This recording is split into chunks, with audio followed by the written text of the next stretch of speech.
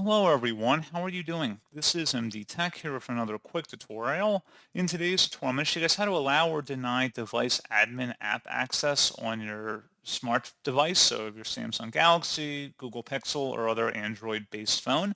So this should hopefully be a pretty straightforward process here, guys. And without further ado, let's go ahead and jump straight into it.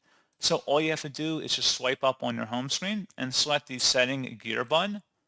And then underneath settings, you want to select the apps button. Go ahead and select that. And then underneath general, you want to scroll down and select where it says special app access. Go ahead and select that.